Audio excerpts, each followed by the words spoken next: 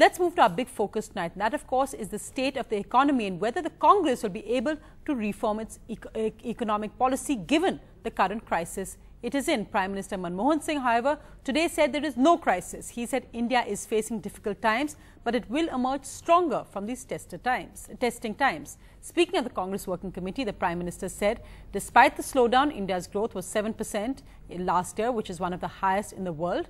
Prime Minister Singh also blamed the slowdown on circumstances over which he said India had little or no control.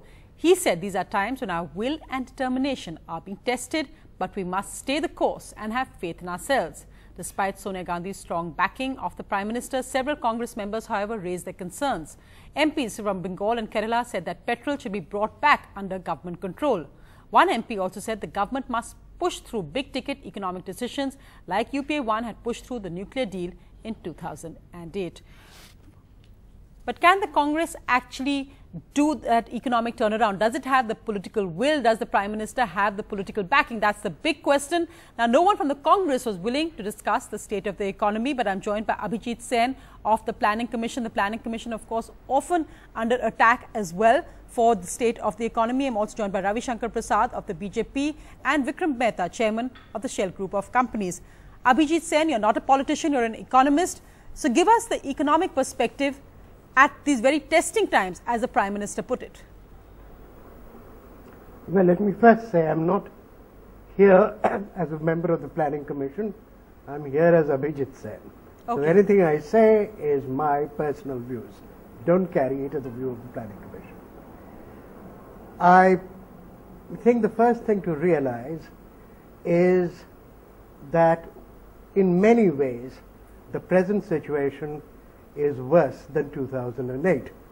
In 2008, there was an international basic agreement that countries had to have some sort of fiscal expansion. Things are just as bad on the economic side, but we don't have that consensus internationally at the moment. Mm-hmm. A country like India, which has traditionally faced the problem that its fiscal space and its balance of payment space is much less than some of the other countries, notably China, is now in a situation where it has to deal with an international problem almost alone. So things are difficult internationally, and international problems have a reverberation, obviously, in the domestic politics. However, I do think that if we don't allow ourselves to get into populism, either of the kind that let's rush through certain reforms, or of the kind that let us actually not have certain types of adjustments, for example, on the oil price side, and we take measured steps to get our investment going again, mm-hmm. we will do much better than trying to get some headline initiative going.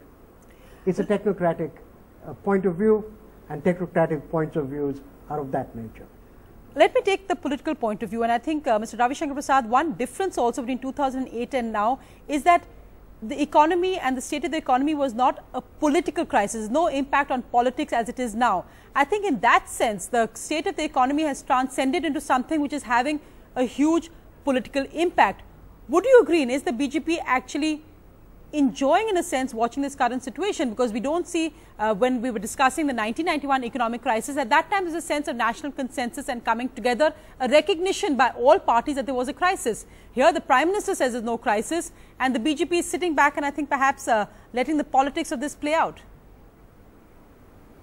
That would not be a fair comment to make, Sonia. The Aam Aadmi is suffering the most. There is complete policy paralysis. Even the advisors of this government, like Mr. Basu, is saying that we'll have to wait till 2014. Mr. Rangarajan, the chairman of the Prime Minister's Economic Advisory Council, is saying that things are very critical. Indian investors are also taking away their money out. They're not investing in India. Now, how can you blame all this on foreign factors? Now, if you create a mess of Indian economy, endless corruption, I think it is our job to criticize. That is a duty we owe to the people of the country. But let me tell you where the problem is. If Sonia ji, as the top leader of this combine, could have used her authority to set right the course within the government, instead of telling the Congress people to fight against the BJP or opposition, things would have been right.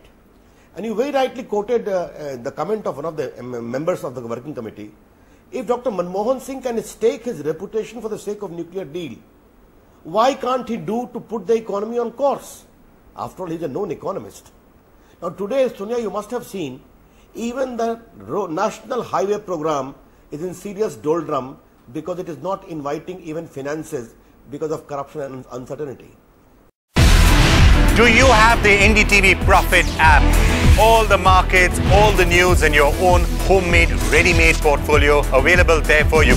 We will right now answer what you should sell, what you should buy when markets are down. Download at ndtvprofit.com/apps. Get the best app from the channel you trust.